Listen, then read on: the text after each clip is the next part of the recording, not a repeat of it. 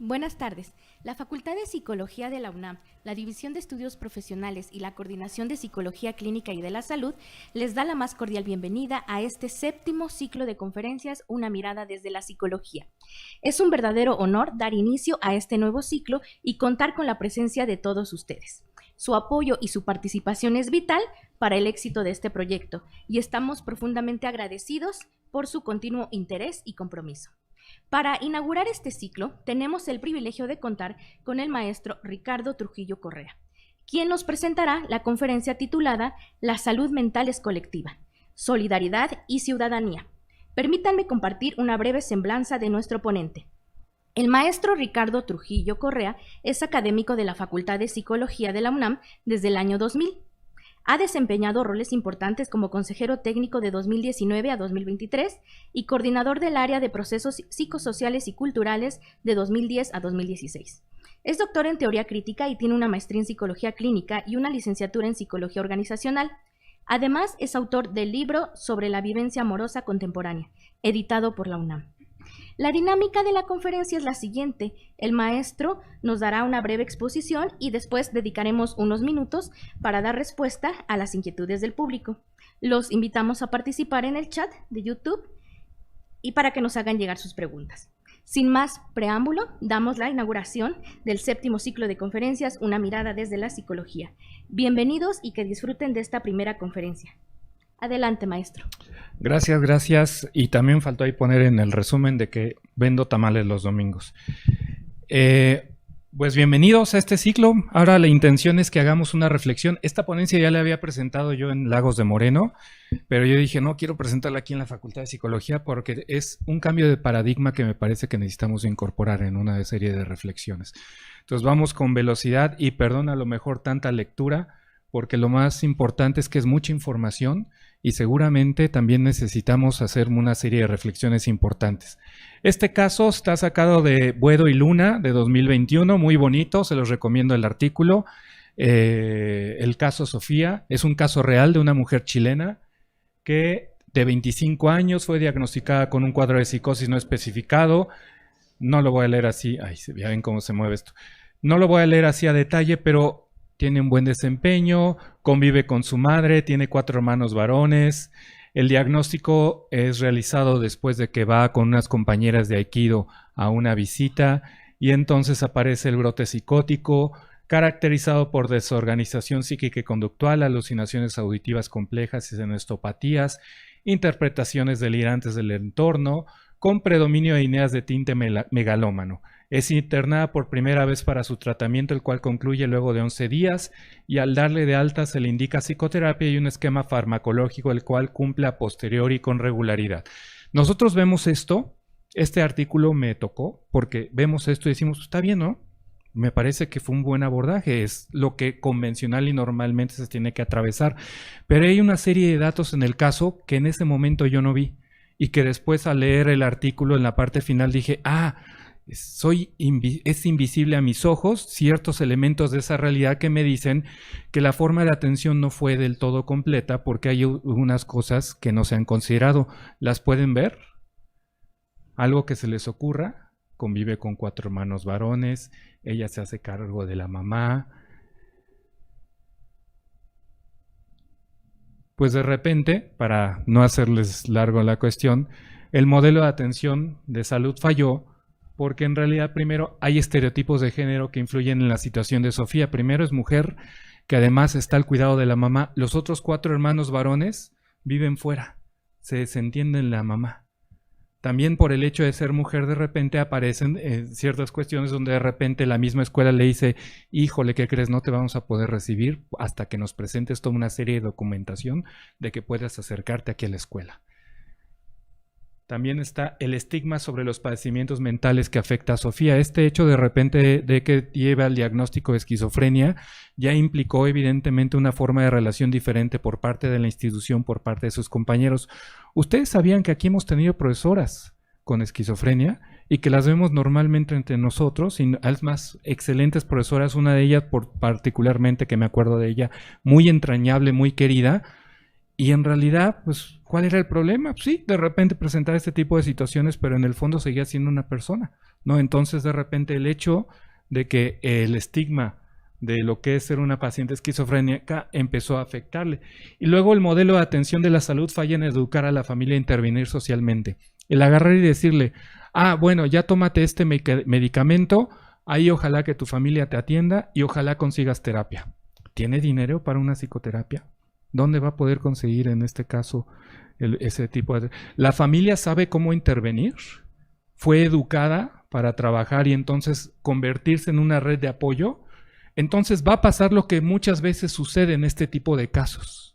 Va a haber recurrencias, desafortunadamente va a tener dificultades para integrarse en una cuestión laboral, va a entonces empezar a aparecer otras vulnerabilidades en su caso y además por la toma de medicamentos farmacológicos va a haber un deterioro cognitivo que los hay, desafortunadamente a mediano y largo plazo. Si tú tomas cualquier tipo de medicamento farmacológico, hay deterioro cognitivo. No lo digo yo, lo dice Joanna Moncrief. Entonces, si se fijan aquí en este caso, lo que parecía ser como una intervención adecuada, terminamos dándonos cuenta que en realidad hay una deficiencia muy seria en la forma como intervenimos. Desde esta manera, entonces, hay que hacernos una serie de preguntas. ¿Nuestra práctica es adecuada? ¿Hacemos bien las cosas? ¿Bien para quién? ¿Qué es el bien en hacer en nuestra profesión? Y en este caso, ¿de verdad la estamos ayudando? ¿Cómo sabemos que efectivamente nuestra intervención es adecuada? Si en este caso también los problemas de adherencia terapéutica son terribles, porque efectivamente, si la persona entonces empieza a consumir farmacológicos sin un apoyo social, sin un apoyo familiar, luego aparecen los síntomas secundarios de este tipo de tratamientos, que es insomnio, que es tics nerviosos, que es de repente problemas de ansiedad. Entonces la manera como se trabaja normalmente es que la regresas al psiquiátrico y en el psiquiátrico le dicen lo que le pasa es que le falta más medicación, cuando en realidad es el mismo medicamento el que le está afectando. Entonces, si se fijan, va a caer en una espiral de la cual nosotros creemos que estamos ayudando y sin embargo lo único que hicimos es le eliminamos el síntoma y además momentáneamente. Por eso les recomiendo yo mucho este libro que también me tocó. Se llama ¿Quién le hacía la cena a Adam Smith? Adam Smith, el padre de la economía, que decía la mano libre del mercado. El mercado se regula solito. Pero este libro de Catherine Marsal es muy bonito porque de repente dice, parir niños, criarlos, cultivar el huerto, hacerle la comida a los hermanos, ordeñar la vaca de la familia, coserle la ropa o cuidar de Adam Smith para que él pueda escribir. La riqueza de las naciones, nada de esto considera como un trabajo productivo. Y sin embargo lo era. Es decir, qué padre decir, pues sí, la mano libre del mercado, cuando de repente dices, espérate, no es que yo pueda ser como autónomo individual, sino toda autonomía es relacional. Para yo poder ser autónomo, necesito una red de soporte y de sostén que me permita esta autonomía. Entonces es un elemento que de repente no se toca mucho en las terapias hoy en día. No es que tienes que ser autónomo. Va a haber por ahí, van a ver en miércoles una conferencia sobre autocuidado. Pues sí, qué padre el autocuidado cuando en realidad lo que realmente te permite la autonomía no es la individualidad, sino es la relacionalidad. Entonces yo, por ejemplo, Adam Smith va a decir, pues sí, podría escribir su libro sobre la riqueza de las naciones en el momento que había todo un sistema alrededor que le permitía dedicarse a escribir. Y a cuidarle la ropa, y a lavársela, y a planchársela, pero eso no está considerado justamente en el libro. Entonces aquí como que algo se nos está yendo, ¿no? Si ven estas conferencias, hagan el ejercicio, Facultad de Psicología de la UNAM, y vean las conferencias, se tratan sobre autocuidado, resiliencia, manejo del sueño, autorregulación de emociones, caminos del cerebro, psicoterapia breve, intervención centrada en emociones.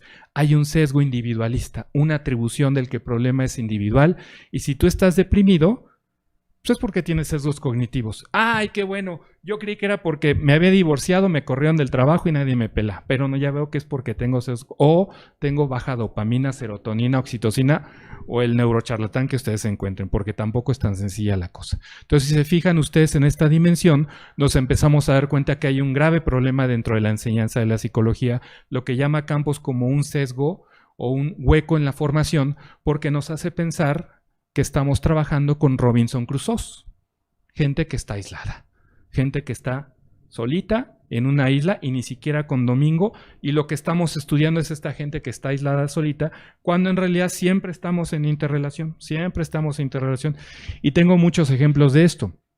Nos vamos a dar cuenta entonces que también esta dimensión de lo que es salud y no salud depende mucho del contexto sociocultural en el que nos movemos, ¿no? Entonces, por eso la frase, la autonomía no es un esfuerzo individual, toda autonomía es relacional, entonces nos presenta un reto diferente para nosotros los psicólogos, porque nos damos cuenta, por ejemplo, llega una persona, un caso real, que llega y con ideación suicida me la manda el esposo porque el esposo dice, es que, ¿qué crees? Que sí está como medio chafadita porque tiene ideación suicida. Y ya empiezo a investigar el caso y en realidad ella es extranjera, llega aquí, el esposo le corta las relaciones sociales, no le permite salir, la familia la empieza a violentar, le corta su independencia económica, entonces estaba atrapada.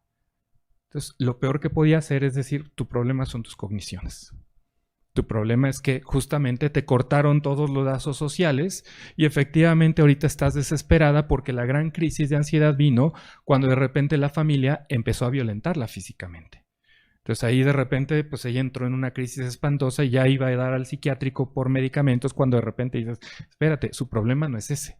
Su problema es que hay una invisibilización de una violencia constante y continua sobre de ella y perdió toda red de apoyo. ¿Cómo se interviene hoy en día desde la perspectiva de género? No te voy a decir, ay, pues a ver, cambiemos tus cogniciones, vamos a analizar conductualmente. O tu inconsciente no está funcionando. Lo que tenemos que hacer entonces es acercarle redes de apoyo para que la persona entonces sea capaz de trabajar alrededor de ello. Entonces, si se fijan, es un sesgo muy feo dentro de la psicología. Por eso entonces, 5 puntos que voy a intentar tocar lo más rápido posible por falta de tiempo. Es el juego sin pelota, la salud mental generalmente es despolitizada, estudiamos Robinson Crusoe, la salud de la salud mental, la locura social y la cuestión de las reflexiones finales. Voy a intentar a ver qué podemos avanzar al respecto de ello. Primero el juego sin pelota, esta salud despolitizada. Antonioni es un ejemplo que comenta Slavoj Žižek en uno de sus cursos. Antonioni hace una película que se llama Deseo de una mañana de verano, donde de repente llega y hay un grupo de mimos jugando en una cancha de tenis, pero no hay pelota. Entonces se ponen así, pam, pam, pam, y el cuate se quedó asombrado, hasta que de repente hacen como que se le va la pelota donde estaba este cuate, y agarran y hacen. Y entonces él se queda como asombrado y dice, pues entro en el juego. Y entonces agarra y les avienta la imaginaria pelota y continúa el juego. Entonces esto tiene como una función metafórica en la narración. El juego puede seguir sin un objeto. ¿Cuál es el objeto dentro de la psicología si no es el bienestar de la persona? Y parece que nosotros estamos jugando sin pelota, porque no dimos cuenta del bienestar de esa persona y seguimos jugando. Pero además hacemos como que nadie se dio cuenta, ¿no? Si nosotros estamos haciendo bien las cosas. En este caso, la alegoría nos sirve para revisitar este asombro de estos juegos de la psicopatología. Encontramos taxonomías, teorías, descripciones de los distintos trastornos de la psique humana, aunque como en la película de Antonioni, elemento fundamental, la demanda del sujeto, su sufrimiento y su conexión se encuentran ausentes totalmente. ¿Cómo se piensa al otro? ¿Se reflexiona sobre su propio sentir? La práctica sí tiene solo impacto en aminorar el síntoma, sin reflexionar en los procesos y las causas. Como en este capítulo 8 del famoso libro de investigación cualitativa de Taylor y Bogdan, se los recomiendo mucho, es otra de esas cosas que te abren mucho la mente, es la descripción del retardo mental desde alguien que fue diagnosticado con retardo mental. ¿Y por qué te toca cuando estás leyendo esto? Porque te empiezas a dar cuenta que en realidad los que lo declaramos como retardado mental fuimos nosotros. Él se vive como una persona normal y dice, pues sí sé que soy un poco lento, pero no sé por qué mi mamá me trata así. No sé por qué mi mamá no me dice que no tengo que tener una novia. No sé por qué mi mamá Y entonces vemos que somos nosotros quienes incapacitamos al sujeto. Entonces, tiene mucho la lógica que propone Goffman en el sentido de que la institución es la que enferma. No es que el sujeto llegue a una enfermedad. Vean la película, por ejemplo, Atrapado sin salida, de Jack Nicholson. Efectivamente, para que funcione el proceso, la institución tiene que enfermarlo. Si lo que estás haciendo no está bien, ¿cómo es posible? Entonces, finalmente te tenía que enfermar para proceder. en este caso. Entonces, ¿cuáles son estas prácticas normalizadas que nosotros tenemos básicamente? ¿Y cómo es lo que tendríamos que revisar? Aquí les presento 5 ejemplos y ahí están los artículos y los pueden buscar porque están muy bonitos, donde efectivamente hay una cuestión crítica al respecto de esto. Una de estos es el de Henriksen, que dice, lo primero que buscamos es eliminar algo que no está presente. Entonces, si tengo un supuesto delirio, imaginación, pues no es que se lo validemos, pero básicamente la intervención que nosotros hacemos es removerle el delirio y no trabajar sobre su propia vida, sobre su propio sufrimiento. Y en este caso, este abordaje estándar se reflexiona que el delirio no es el centro de su sufrimiento. El centro de su sufrimiento va a ser la estigmatización y todo lo que nosotros generemos alrededor de esa persona que está teniendo ese delirio. Entonces, su problema no es él, somos nosotros. Porque se los voy a poner así, y me estoy adelantando. Hagan de cuenta que todos deliramos y todos tuviéramos así de repente un marcianito verde. Entonces, ¿qué es lo que sucedería? ¿Todos nos tendríamos miedo? No, construiríamos una cultura alrededor del delirio. Entonces, cada quien, así como en Wakanda, estaríamos hablando todos con nuestros ancestros, ¿no? Y entonces, bien padre, porque los que no deliren serán entonces los excluidos. ¿Por qué? Este no es ejemplo mío, es el ejemplo de Ian Parker en su libro Desconstruyendo Psicopatología, cuando dice de repente, miren qué chistoso, porque entonces, si el delirio, ¿cómo resolvemos quién está enfermo y quién está sano? Por mayoría. Como la mayoría no delira, entonces lo consideramos como loco, pero si fuera al revés, al que no delira lo excluimos y lo metemos en un psiquiátrico por peligroso. ¿Por qué? Porque no tiene un espíritu que lo acompañe. Y hay muchos casos así, de por ejemplo, gente que llega a Estados Unidos y dicen, está delirando al psiquiátrico. Y llega la mamá, así corriendo, ¿qué hago? ¿Por qué me lo meten al psiquiátrico? Pues mira, lo está delirando, está hablando con sus antepasados. Ah, sí, porque él viene de la cultura Xhosa africana, y ahí en esa cultura les enseñamos a hablar con sus antepasados. Entonces, ¿cuál delirio? Pues más bien son ustedes. Y por ahí hay varios ejemplos de, por ejemplo, una indígena mexicana que se va también a Estados Unidos y que la meten al psiquiátrico, le friegan el cerebro y ya cuando regresa pues queda totalmente incapacitada. Y la verdad es que lo único que sucedía es que nadie sabía hablar el idioma de esta señora. Deliraba, lenguaje incoherente. Pues sí, nadie sabía hablar el idioma de la señora y como nadie lo identificó, le aventaron 10 años de psicotrópicos, le aventaron entonces hasta que pudo salir finalmente, regresar a su pueblo y ya no pudo recuperarse. Porque háganle como quieran. Yo sé que a los neuros no les gusta esto. No, es que los de nueva generación ya no. Los medicación antipsicótica genera daños a mediano y largo plazo, cognitivos. Háganle como quieran. Entonces, fíjense qué chistoso, como que algo está ausente, ¿no? Pensamos que estamos haciendo un bien cuando le quitamos el delirio y cuando en realidad el delirio no es su problema. El problema es cómo trabajamos y nos relacionamos en relación a esto. Está otro ejemplo, el artículo Helbich y Yabar. También se me hizo muy interesante porque de repente entonces nos dice, y además tiene mucha vigencia hoy en día, yo no me iba a imaginar. Agarran y entonces en la OMS detectan una prevalencia extraña de paranoia y esquizofrenia paranoia en Palestina. El artículo de 2022. Y entonces agarran y dicen, ¿por qué? Pues sí, algo ha de tener el agua, han de estar comiendo algo raro. Pues no, llegaba el doctor y decía, oye, es que no puedo darte mis datos porque me están vigilando. Y entonces ahorita que ya tenemos el contexto decimos, no, claro que están desconfiados, pero para el doctor su diagnóstico era esquizofrenia paranoide. Cuando en realidad efectivamente estaban perfectamente claros y era muy racional ser desconfiado y decir, no, porque ahorita en este momento me están vigilando, no te puedo dar mis datos. Entonces fíjese qué interesante cómo llegamos a la patologización de primer momento, sin considerar todo este tipo de cuestiones. Entonces como que algo está ausente en nuestras reflexiones, ¿no les parece? Siguiente, este artículo también es muy bonito de Van Os, cuando de repente dice, te ofertamos un tratamiento con enfoque integral. Y a veces, psiquiatra, psicólogo, trabajador social, pensamos que ahí está, y la enfermería, y pensamos que ahí está el régimen de curación, pero en el fondo rara vez hay un diálogo entre profesiones. Lo único que hace es que cada quien opina por su lado. Y se supone que ese es un enfoque integral. y en el fondo nadie está dialogando entre ellos. Cada quien hace su propia interpretación y no hay un trabajo en ese sentido complementario.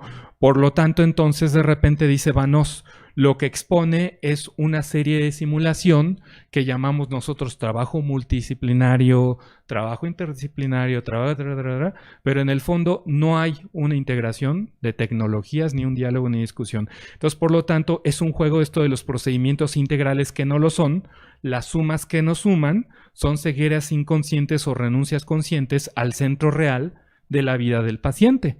Porque entonces, si yo soy trabajador social, yo nada más voy a trabajar lo de trabajador social. Y si yo soy psicólogo, yo nada más voy a trabajar sus cogniciones. No estamos haciendo una intervención efectivamente. Y si al que le toque entonces al psiquiatra le toca medicina. No de repente así nos enseñan nuestros profesores. No, es que si tiene medicamento es bueno que tenga psicoterapia y entonces estamos haciendo un trabajo de integral. ¿Será?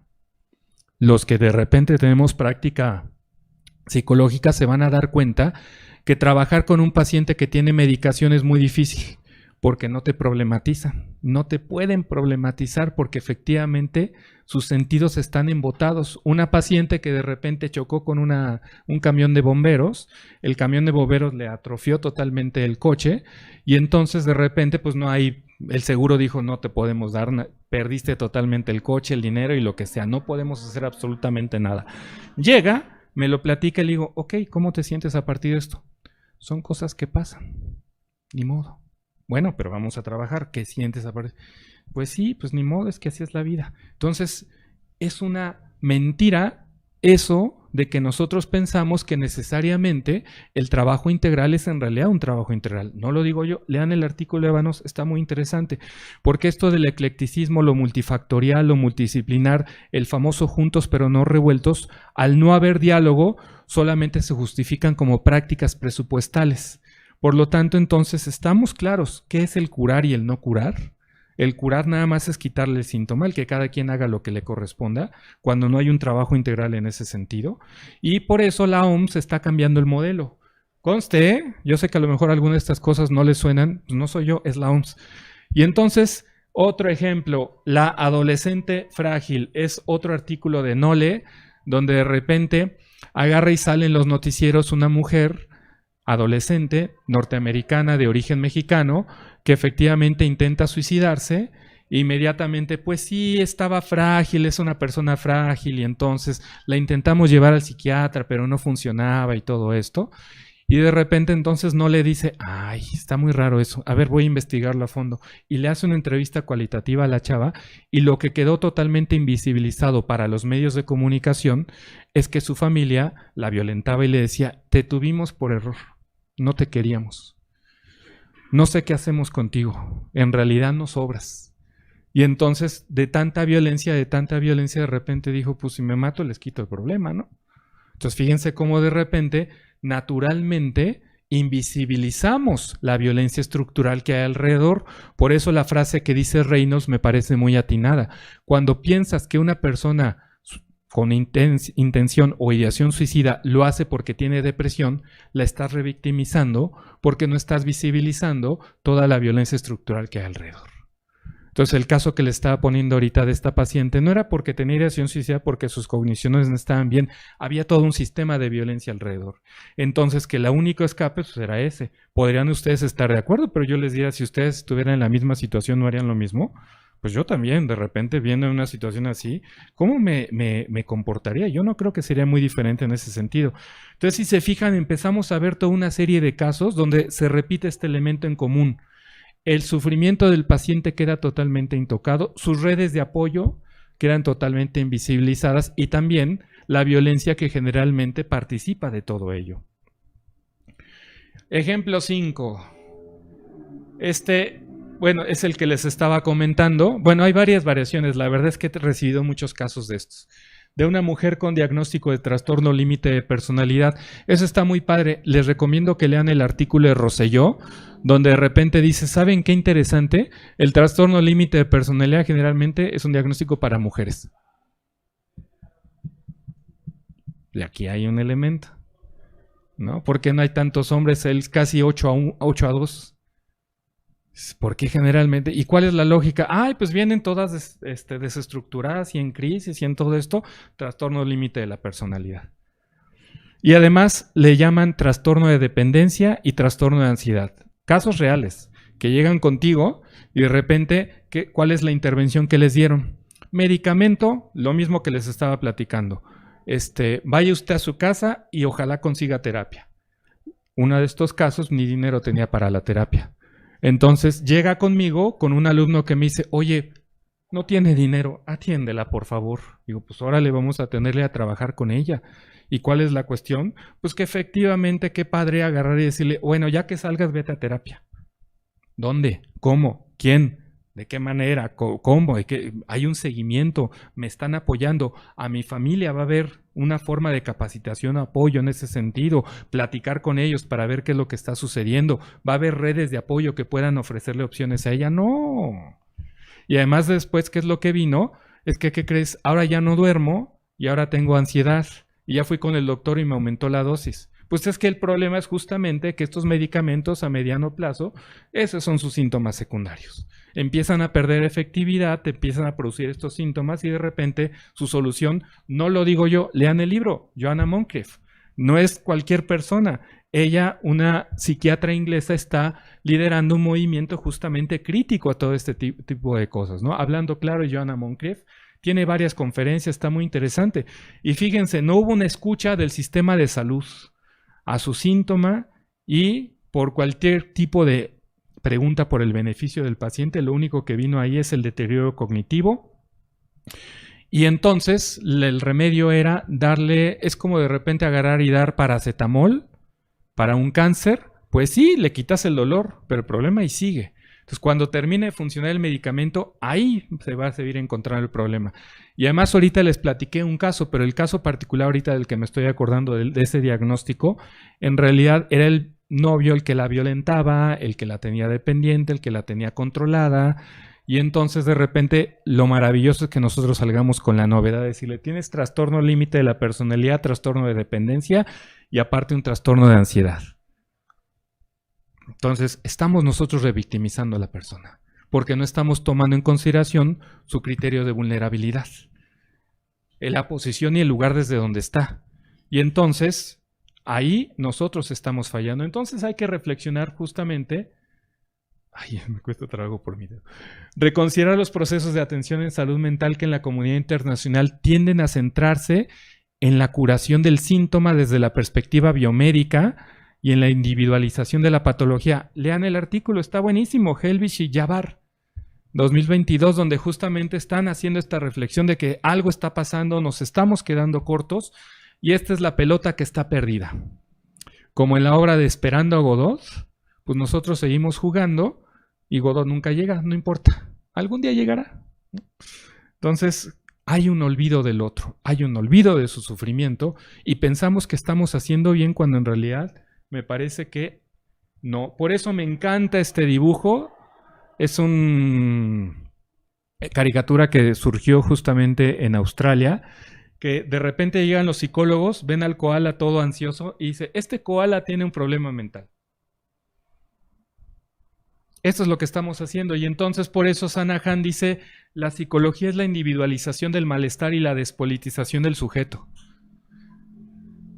Debemos de abrirnos a modelos comunitarios que obligan el nivel político, profesional y ciudadano. Y por político no piensen en partido político. Por político piensen en la dimensión de ciudadanía y solidaridad, que es a donde quiero llegar justamente el día de hoy. Retirar esta psicopatologización del sujeto de la vida cotidiana, como propone Bianchi y Merlin, o buscar una vinculación con la equidad social con la salud mental, en este caso como lo propone Castillo, o buscar modelos de apoyo comunitario para la salud como prevención ante situaciones en crisis, como proponemos. Es decir, hay un cambio de paradigma del cual muchos de nosotros no nos hemos enterado. Y la prueba de esto, les digo, métanse a la página de psicología y vean las conferencias que vamos a dar. Y se van a dar cuenta, generalmente son atribuciones individualistas, ¿no? Entonces, no está mal, no digo que no se haga, solamente que nos estamos perdiendo de lo otro que es también me parece mucho más importante. Otro libro que les recomiendo, ay, no les había puesto la referencia, perdón, es que el dedo me cuesta un poco de trabajo, a ver si lo intento acá, pero soy más torpe acá. Medicalizar la mente, es un libro interesante porque de repente aquí nos da cuenta de este discurso patologizante de la vida cotidiana. Ahorita con lo del COVID, todo ya es una enfermedad, ¿no? Enfermedades mentales, el lado oscuro del COVID, las consecuencias para la salud mental, distanciamiento físico, es que ya no nos estamos tocando y por eso nos vamos a poner ansiosos y ay, Dios mío, hay un libro por ahí, ay, Psiquiatría Crítica se llama, se me olvida ahorita el autor, Villalobos me parece, que de repente dice, estamos atentando contra el sentido común. De repente decir, es que no nos estamos tocando y por eso nos vamos a deprimir. Oye, lo que pasa es que estás en una situación donde de repente no sabes qué va a pasar. Si pierdes tu empleo, ¿quién va a darle de comida a tu familia?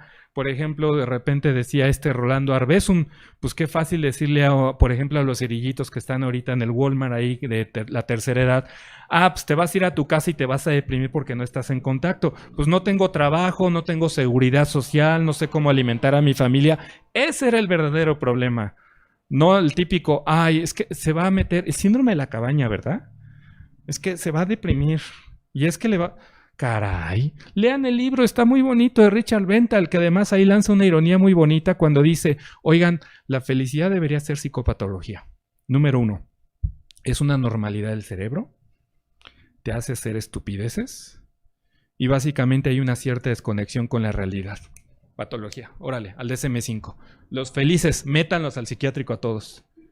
Y entonces por eso surge esto del síndrome del impostor, que ¿saben qué tranza con esto? Si se ponen a investigar, en realidad lo que estaban denunciando sus autoras en los 70s era una dinámica de violencia de género, porque eran mujeres exitosas que de repente llegaban y decían, es que no creo en mí, pero porque todo mi medio social de hombres me decían que no debería de creer en mí. Ahora ya todo el mundo tiene síndrome del impostor. No. Lo que había era una revictimización de esas mujeres de los 70s. Y por eso surgió lo de fenómeno del impostor. El cambio que nosotros le hacemos es llamarlo ahora síndrome para que entonces ya parezca una enfermedad. Y, Ricardo, es que yo me siento tan mal porque soy tan bueno, pero en realidad no me la creo. No manches. O sea, la verdad, da coraje. O el otro, el síndrome de la cabaña, ¿no? Es que el síndrome de la cabaña. Y ya de repente cuando me llaman, oye, te vamos a entrevistar sobre el síndrome de la cabaña. Y yo, pues, ¿qué chingados será eso? Cabin fever. 2-3 artículos de efectivamente alguien que se metió en una cabaña. Pero eso ha sido un síndrome. Y lo chistoso es por qué empezamos a popularizarlo y ahora ya todo le denominamos enfermedad. Entonces, fíjense este truco de los medios de comunicación en el que nosotros mismos participamos y hasta en la Gaceta han aparecido artículos. Gente de aquí, que a ver, sí, el síndrome de la cabaña, pues hay que tener cuidado cuando nos vaya a dar ese síndrome. Ponte a investigar. Porque además, lo perverso está en que también nosotros como psicólogos le decimos al medio de comunicación lo que quiere. Ya ni les cuento todo lo que me ha pasado con los medios de comunicación, porque cuando les dices lo que no quieren, de todos modos te ponen en el medio lo que ellos quieren. No existe eso del síndrome de Peter Pan.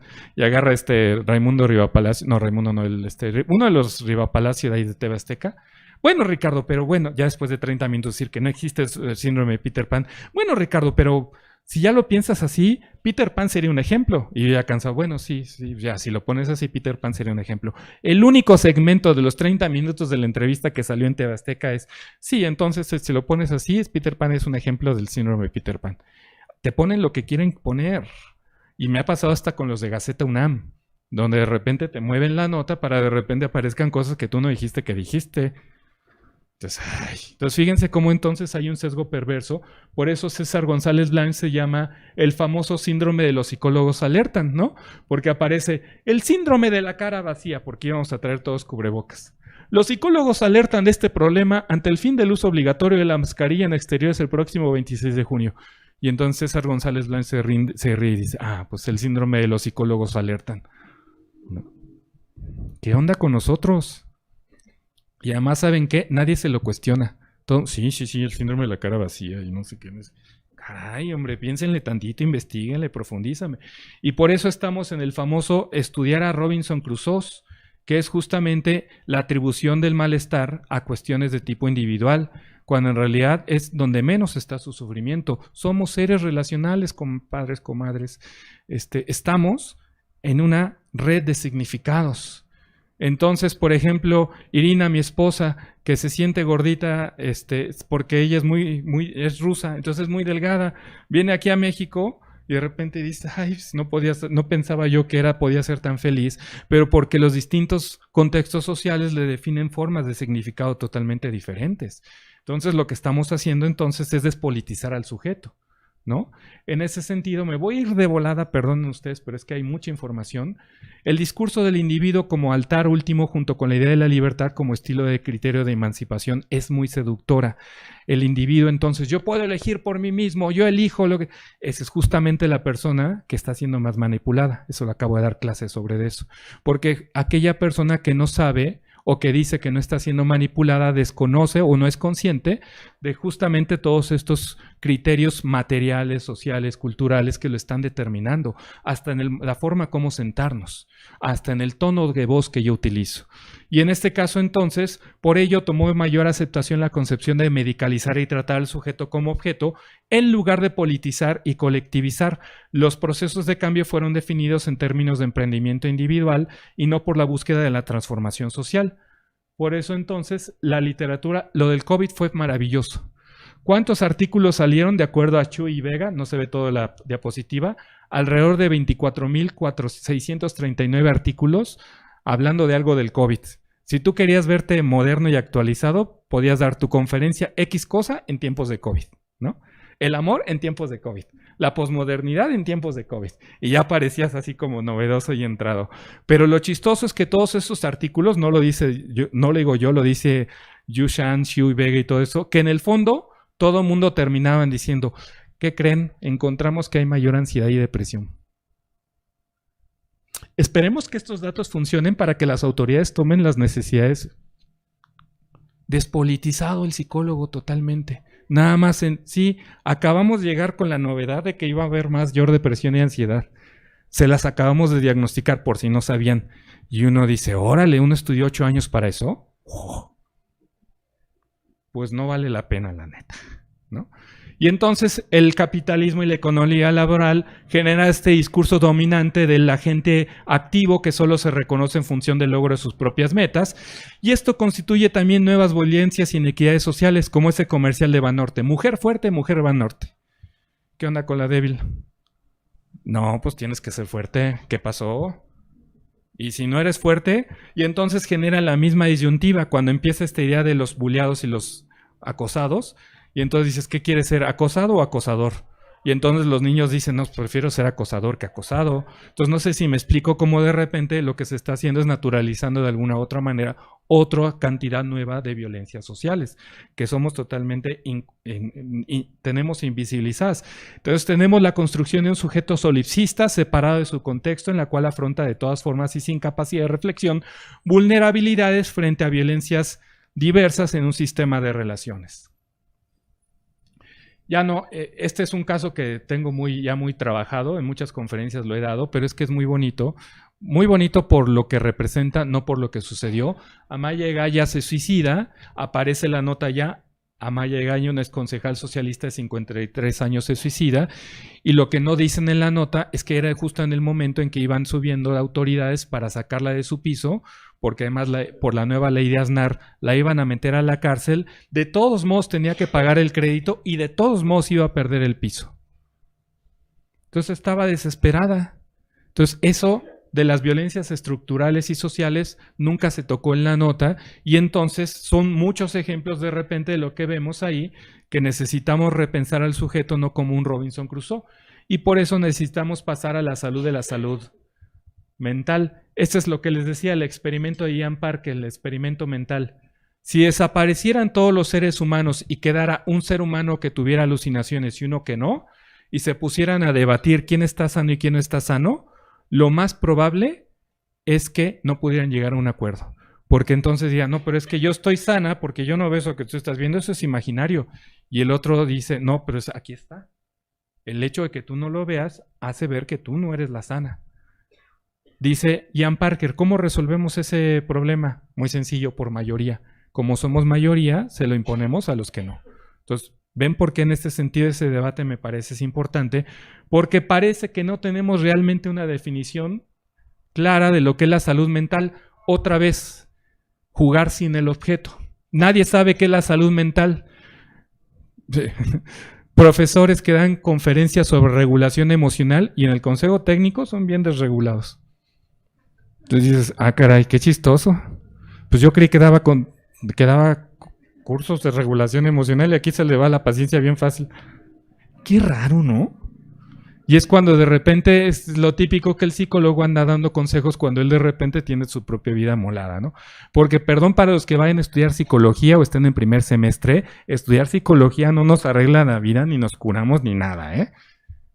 Pues nada, no tiene que ver con eso. Seguiremos siendo seres humanos, también nos divorciamos, también nos peleamos, también nos enojamos, también nos equivocamos, por si no lo sabían. Y entonces de repente vemos cómo el modelo de salud mental es heredero de un modelo positivista, como lo platican Friedrich y Jerusalimsky, donde el trastorno mental parece que es algo objetivo, así como es la fiebre. La fiebre es objetiva, el trastorno mental también, y no estamos dando cuenta que somos nosotros quienes estamos interpretando justamente eso de manera objetiva, cuando en realidad es relacional. Y entonces hay una indefinición teórica. Ahí, por ejemplo, está muy bonito el artículo de Primer y Bowen, cuando dice, pues la salud mental nadie sabe qué es eso, porque es un completo estado de bienestar físico, mental y social, y no solamente la ausencia de enfermedad o debilidad. Y entonces nos vamos a que el bienestar también es un estado de felicidad y prosperidad, es decir, son conceptos circulares. No sabemos qué es eso, pero damos por hecho que sí sabemos qué es eso. O alguien lo sabe, pero nosotros no. Entonces no hay solidez argumentativa en este caso y sí lagunas insalvables que, aunque hay un consenso débil, nosotros todos, muchos profesores todavía siguen manejando esta definición como lo que es la salud mental, cuando en realidad no tenemos la más remota idea en ese sentido, y no lo digo yo. El trastorno como fundamento, en el fondo, trastorno, disorder, tiene que ver con desviación. Entonces, ¿cómo? Si eso de las desviaciones ya las habíamos superado, ¿no? Trastorno básicamente es desviación. Y ahí vean el artículo de Belloc, perdón, no es un artículo, es el libro de psicopatología. Belloc en el libro de psicopatología es muy crítica incluso con el concepto de trastorno. Dice, no tiene fundamento. Su único fundamento es la desviación de la media. Pues no habíamos superado ya eso. Entonces, ¿cuál es la teoría al respecto de trastorno? Pues no. Entonces, como dice Almeida y Filio, responde más a criterios de naturaleza ética o moral y será establecida en función de aquello que contravenga las posiciones dominantes.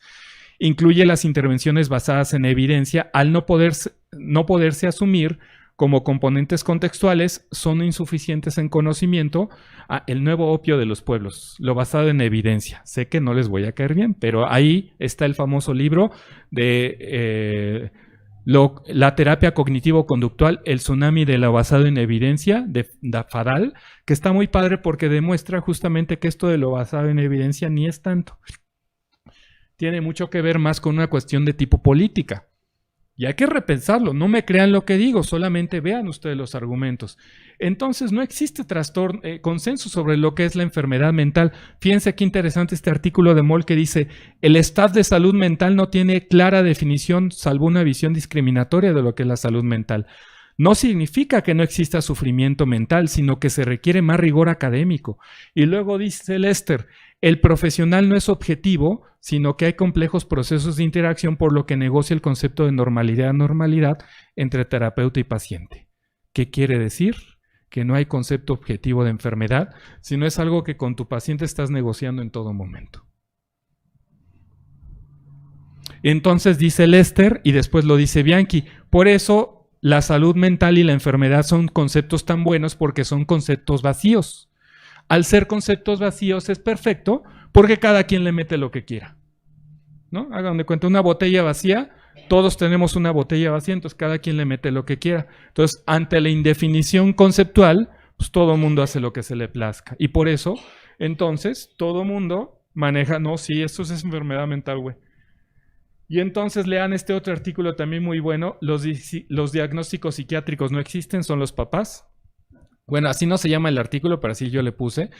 Y entonces dice, es un error decir que la depresión en sí mismo es un diagnóstico porque la depresión es en realidad una descripción. No hay problema. Es como decir, por ejemplo, a un mecánico, ¿por qué tu coche no camina? Porque las llantas no se mueven. Es lo que estamos haciendo. Entonces el verdadero mecánico dice, no, no es cierto, tu coche no camina porque las llantas no se mueven, sino tu coche no camina porque el motor está fallando en esto, le falta gasolina. Pues, pero como dice en este artículo, si me preguntan qué es una depresión, no me sería posible contestar apelando a ninguna anomalía conocida. En vez de eso, ofreceré una descripción como la depresión es la presencia de un bajo estado de ánimo y pensamiento. Una descripción no puede explicarse a sí misma.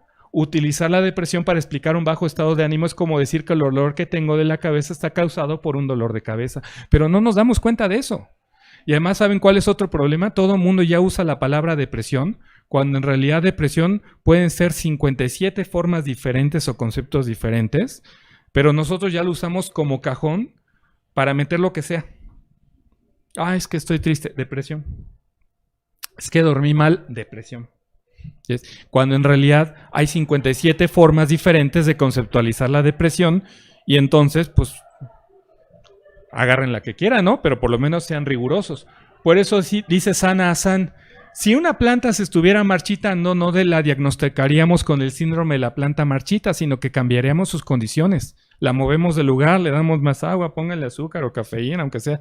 Sin embargo, cuando los humanos sufrimos condiciones insoportables, se nos dice que algo anda mal entre nosotros. Está muy padre, este no es un artículo, es una entrevista que le hace a Sana Hassan y hace una serie de reflexiones brillantes, brillantes. Entonces, el modelo tradicional es de confinamiento y medicalización, no cura, nunca curó. Cuando metimos a la persona al confinamiento, nunca la curamos. Lo único que hicimos es quitarle el síntoma hasta que se le bajara y la regresamos. Por eso la gran recurrencia de este tipo de casos. Y entonces, dice Rodríguez, los sistemas hospitalarios van en la atención del daño con grandes hospitales en zonas urbanas, con modelos manicomiales clásicos, y desafortunadamente absorben la mayoría de recursos. Pero el problema de estos servicios de salud en Latinoamérica es que los accesos a la salud mental son limitados, el personal no está bien capacitado, no se utiliza personal médico, no médico para proveer asistencia en salud mental, los tipos de tratamiento disponibles y más usados son psicofarmacológicos. La oferta de modalidad por psicoterapia es escasa porque además es cara. Y entonces, la clasificación da nula importancia de la experiencia del paciente, como dice Capusta, ¿no? Dime qué tengo. Ya tengo esto. Gracias. Pero en realidad tu problema ahí sigue, ¿no? Ponte la etiqueta que tú quieras. Por eso de repente si escuchan, es que tengo TDA.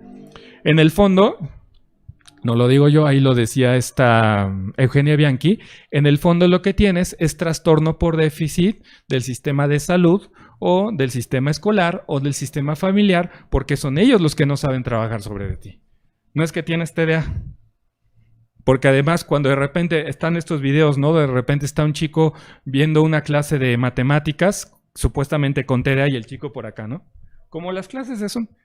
Y entonces, pero está viendo una película de Star Wars y el chico es así. Dice, caray, como que algo se nos está olvidando, ¿no? Entonces, aguas. ¿Cómo llegamos a esto? ¿Nos descubrimos en una sociedad hipervigilante de su salud mental para no caer en algún tipo de contaminación afectiva, como dice Cabanas e ilusa en su libro sobre japicracia?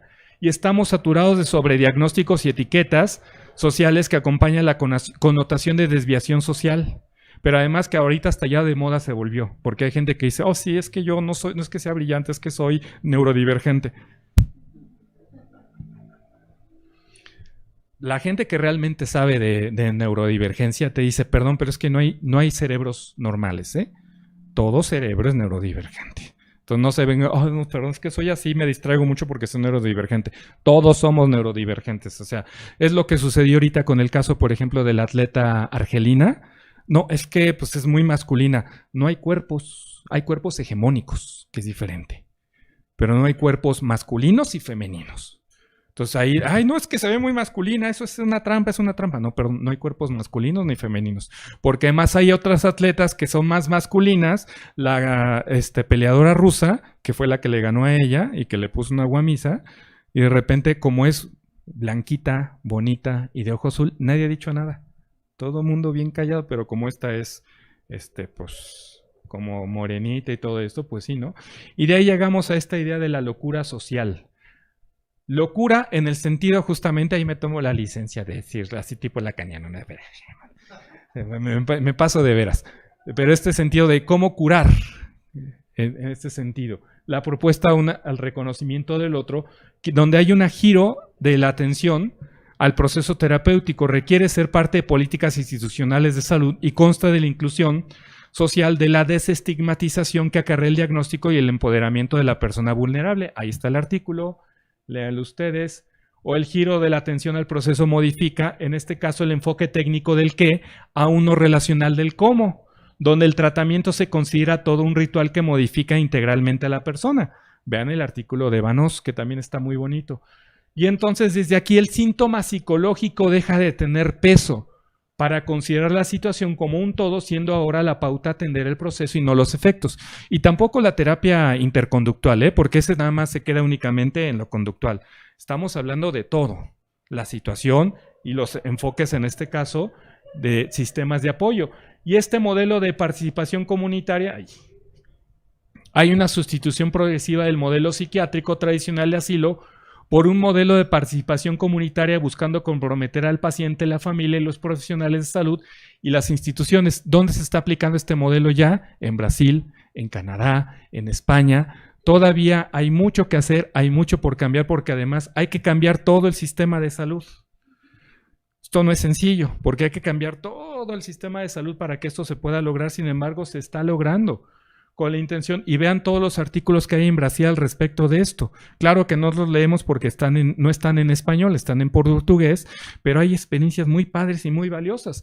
Y entonces el enfermo deja de ser el portador de un trastorno para convertirse en un agente más de la sociedad con interacción y necesidad de reintegración. En este caso, entonces, hay que resignificar lo que se entiende por enfoque interdisciplinario, ya que históricamente se ha convertido en un lugar común de trivializar con prácticas inespecíficas, como lo dice Son. Perdón la velocidad, pero les digo que hay mucho que trabajar y mucha información. Puede estar a un curso nada más de 20 horas, no más de esto. Y entonces debe haber una unificación de presupuestos y espacios sin rigor profesional y modificación de prácticas de atención. Es decir, el psicólogo tiene que dejar de dar consulta en su consultorio. Por ejemplo, el psicólogo educativo, que lo que tiene que hacer es salirse del trabajo con el niño en el consultorio y debe irse a los espacios reales del trabajo con el niño. Trabajar ahorita y decir en tu consultorio, estás mal, porque no estás realmente cambiando el sistema nutricional, psicológico, en ese sentido, que realmente afecta. Pero por supuesto que para nosotros es más barato, es más factible y qué flojera. Porque la verdad es que ciertamente los psicólogos, la mayoría nacimos con este perfil de, pues yo aquí encerradito, ¿no?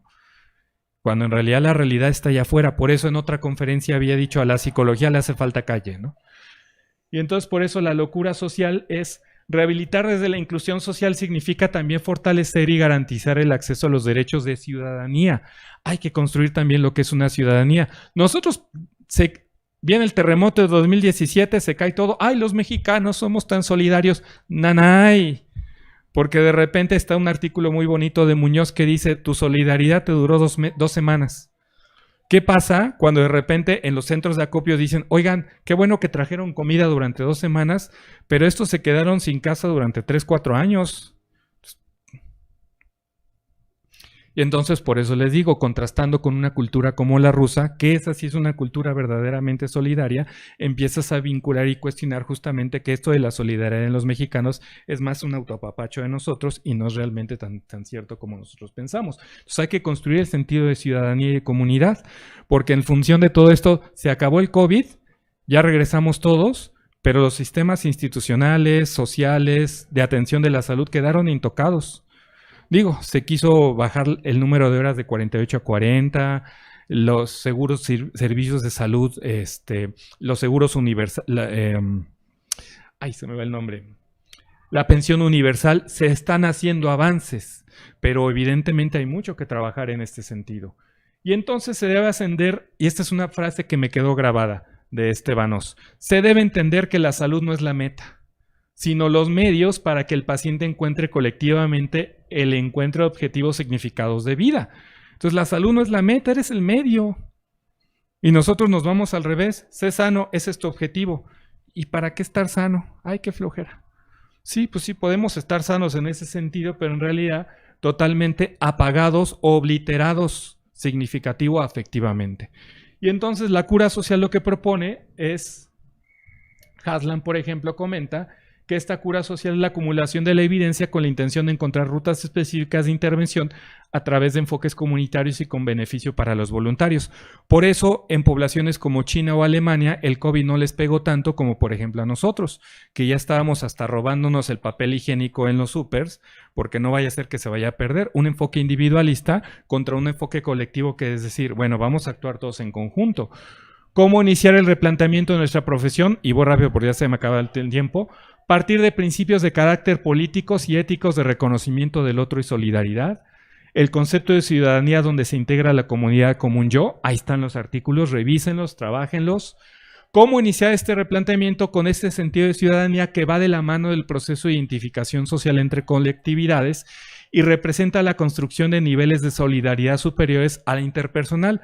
Nosotros nos movemos únicamente en la solidaridad interpersonal. Sucedió hace poco. Ahí en esta página, no me quiero enchinchar en la Facultad de Psicología. Oigan, tengo un problema, no sé qué ayuda. Ay, sí, tú te lo buscaste. Ay, qué bueno, no sé qué. Psicólogos actuando de esa manera, cuando en realidad nosotros se supondría que deberíamos de ser los que deberíamos estar ayudando, ¿no? O no estudiamos la carrera de psicología. Ahorita que estoy viendo los mensajes de los alumnos de primer semestre de SOAYEP, me dicen, yo quiero estudiar psicología porque quiero ayudar a la sociedad. Ok, va. Oye, necesito ayuda, no sé qué. Ay, tú te lo buscaste, ya ves por qué andas haciendo eso. Entonces, algo está pasando. Me parece que el perfil del psicólogo justamente es un perfil que nada más está viendo a su ombligo y desde ahí le da la espalda a los demás. Y por eso en este caso, el ejemplo de intervención en esquizofrenia es muy bonito porque entonces de repente se trabaja un modelo asilar, no de confinamiento, sino que la persona vaya saliendo y entrando, entrando normalmente, y además trabajas con la comunidad para que la misma comunidad lo vaya integrando, y además trabaja simbólicamente sus alucinaciones para que llegue a reflexionar que vienen de adentro y no de afuera. ¿Qué es lo que termina pasando? Que de repente, como en la película Una mente brillante, que también justamente eso le pasa, y dice, ay, no en realidad no está ahí, me estoy dando cuenta que lo estoy alucinando. Y eso se pasa con eso. Entonces, ¿qué sucede con este tipo de pacientes? Se les quita la desestigmatización, se les integra a la sociedad y se les permite entonces un trabajo simbólico sobre esas alucinaciones. Y es perfectamente viable. Les digo que tenemos aquí profesoras con eso y ni cuenta se han dado a lo mejor. Ejemplo de intervención, la intervención de los estudios de Basaglia, que justamente a eso hacen referencia, cómo se trabajó con eso y se obtuvo resultados adecuados cuando a esa persona, ya no vamos a llamarlo paciente, persona con una condición de esquizofrenia, que también de esto lo pondríamos en veremos, porque le llamamos esquizofrénico por la alucinación, pero en el fondo no sabemos qué es esquizofrenia, pero bueno, asumiendo eso, persona con una condición de esquizofrenia, entonces se le trabaja para integrarlo y entonces esa estigmatización, que es gran parte de sus problemas, se elimina.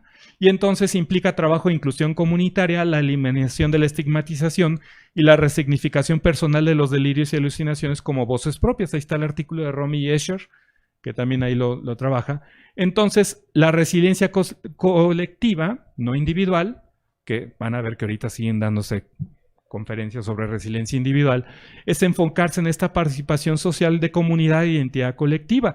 Lo que pasa es que por estar cerca de los Estados Unidos les compramos esta idea de la conceptualización individualista de la mente. Y ya voy terminando. Esto ya se hizo un cambio de paradigma en México. Yo me acuerdo que mis alumnos, de un lugar que no voy a decir ahorita, un poquito de derecha, decían, luego, López Obrador, ya ven que cambió la ley, no sé qué, maldito López Obrador. Pero en realidad el cambio venía desde el gobierno de Peña Nieto y es justamente cambió la ley, el cambio de paradigma, para que de repente se intentara poco a poco, ya está en la Ley General de Salud ese cambio, para que se atendiera de manera comunitaria. No ha habido avances todavía, porque por supuesto ha habido enormes resistencias. Hay que recambiar todo el sistema de salud. Imagínense decirle a los médicos tienes que salir, o a los psicólogos tienes que salir de aquí y vete para afuera. Aquí se ha hecho ese intento, ¿no? De repente se ha dicho, el psicólogo tiene que salirse de aquí de su laboratorio e irse allá afuera. Y todos nosotros decimos, bueno, qué feo, está muy feita la realidad allá afuera. Y entonces se ha iniciado este proceso en la Ley General de Salud, implementado en 16 de mayo de 2022. Ya existe este cambio, solamente que muchos ni se han enterado.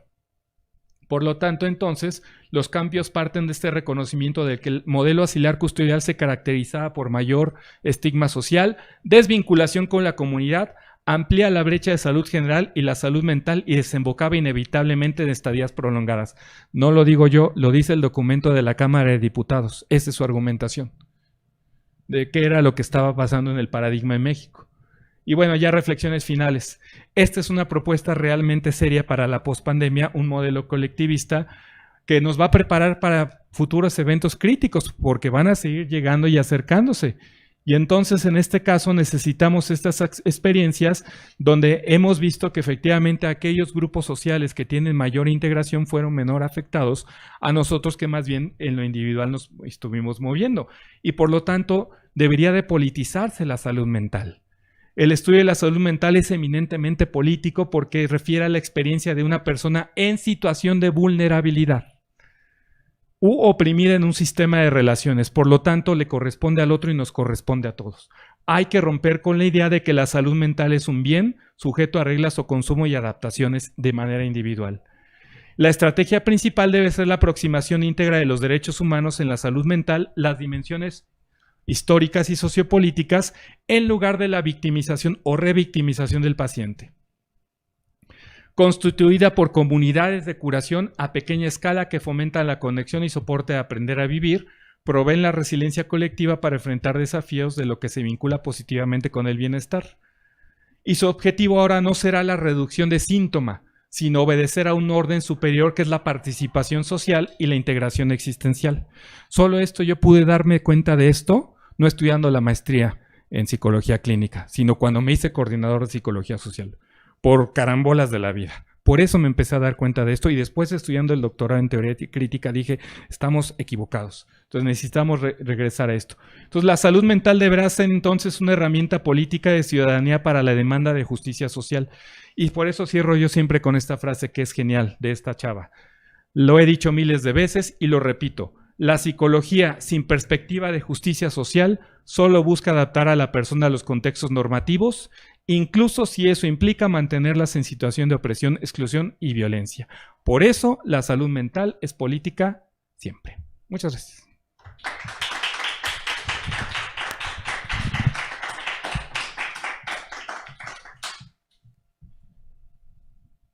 Muchas gracias, maestro Ricardo, por esta ponencia. Bien, vamos sobre tiempo, pero quizás podemos dar paso a un par de preguntas del público. Si alguien quisiera hacer alguna pregunta a nuestro ponente, por favor levante la mano.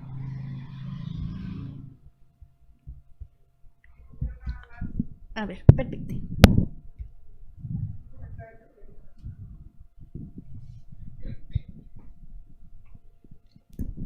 Un comentario agradeciendo al maestro doctor Ricardo.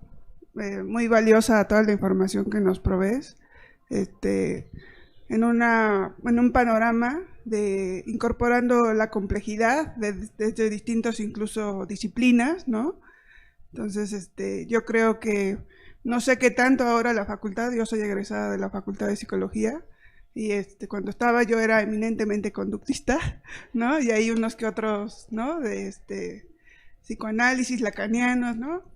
El maestro Bojalil, que tuve la fortuna de ser su alumna, pero me parece realmente pues emocionante que des este tipo de ponencias, muy integradoras, muy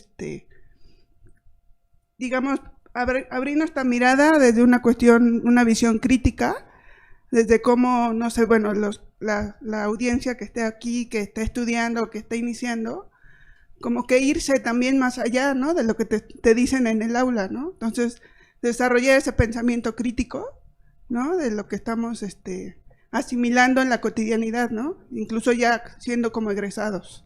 Entonces, y bueno, sí, se abre con esto del final que dices de los desafíos que tiene el sistema de salud y también como sociedad, ¿no? Para realmente incorporar ese modelo comunitario de salud mental. Muchas gracias. Gracias. Bueno, es que es para que se oiga.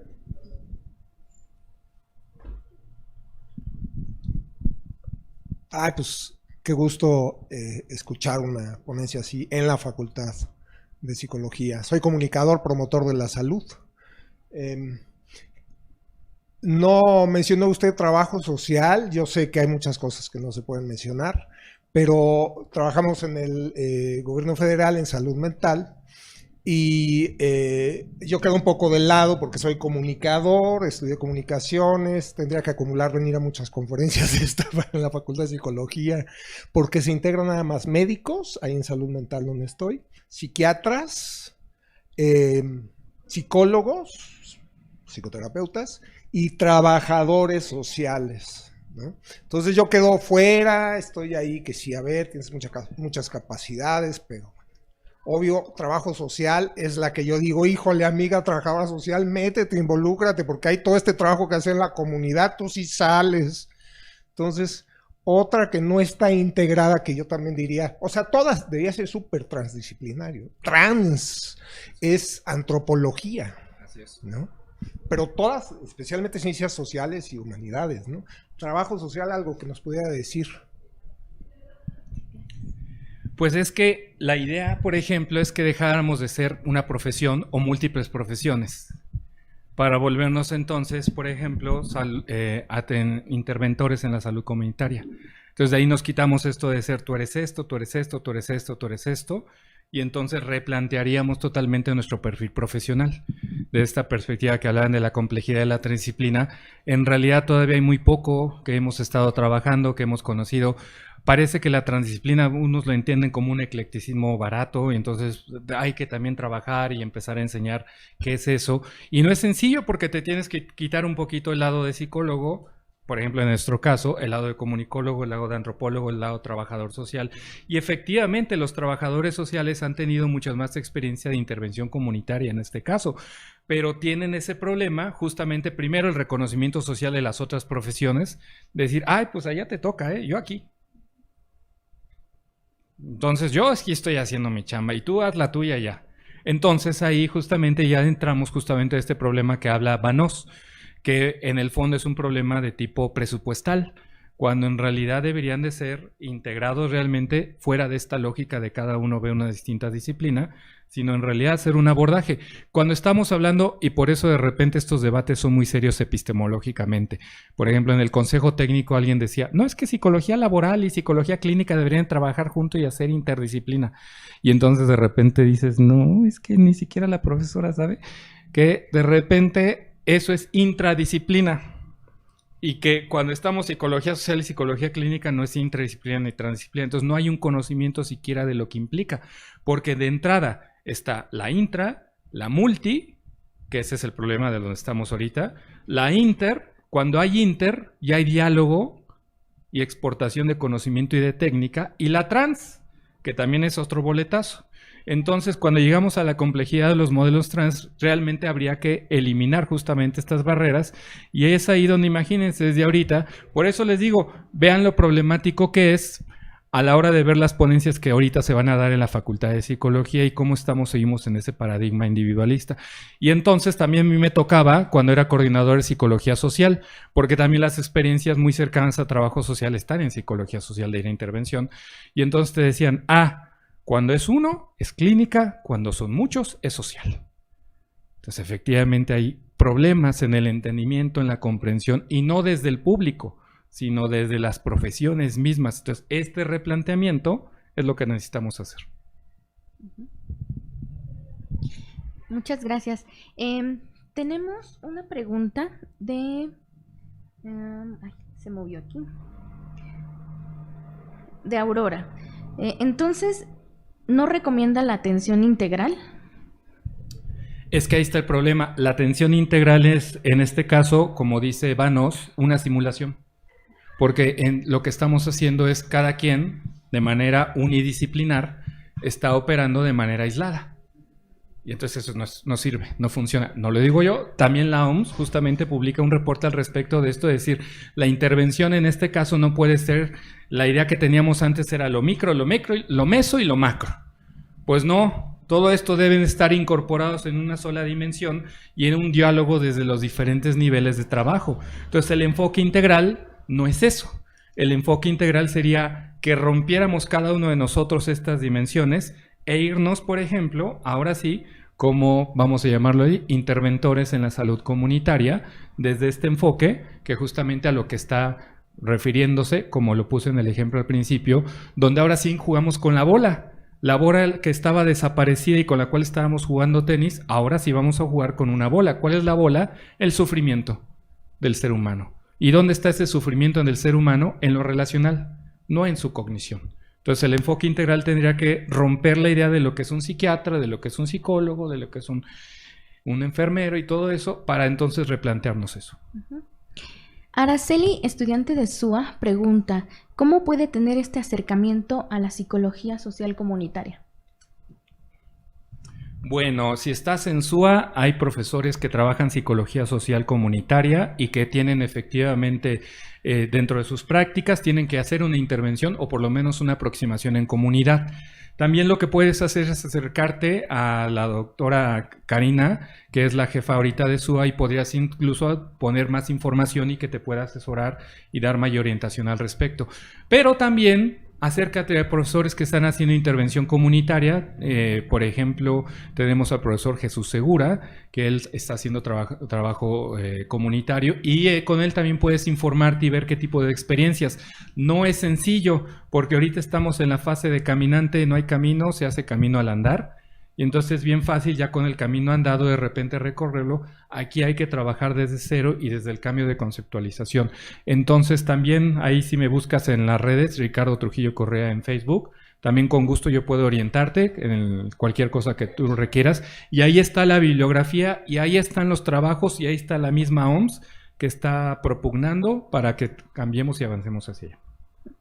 Muchas gracias. Por último, ¿en dónde pueden ver la entrevista de Sana-san? Creo que tienen que buscar así Sana Asan. La tengo yo en mi perfil de Facebook, pero creo que tienen que buscar Salud Mental Sana Asan o Mental Health Sana Asan. Y entonces va a aparecer, es una entrevista que le hicieron. Que toda la entrevista no tiene desperdicio, todas las reflexiones que hace alrededor de esto está interesante, porque de repente dice, yo estoy en Nueva York, y de repente llega un niño que le dijeron que tiene TDA y que la tengo que atender, pero en el fondo no tiene nutrientes porque vive en una condición de precarización, la escuela donde va es violenta, entonces la familia no puede atenderlo porque están trabajando los dos papás, entonces básicamente se está educando solo y le dicen que su problema es tener TDA, porque lo mandan de la escuela. Su problema no es ese. Su problema son las inequidades sociales que hay alrededor de este chico. Entonces, vamos a suponer que efectivamente tiene TDA y que realmente efectivamente existe la condición, que eso también está en veremos. Vamos a pensar que efectivamente existe el TDA. Va, órale. Pero aún así, si tuvieras todas estas condiciones de apoyo social, el impacto sobre su vida sería menor. Entonces, por eso digo, estamos jugando sin pelota. Y nadie ha dicho nada. Muchas gracias por todas sus respuestas.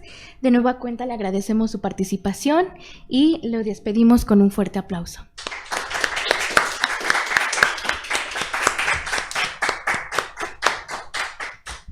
Por último, les invitamos a que continúen asistiendo a estas conferencias. El próximo martes 13 de agosto, la conferencia titulada es Ayuda psicológica a familiares de usuarios de servicios de salud mental, más allá del concepto de codependencia. Muchas gracias, hasta pronto.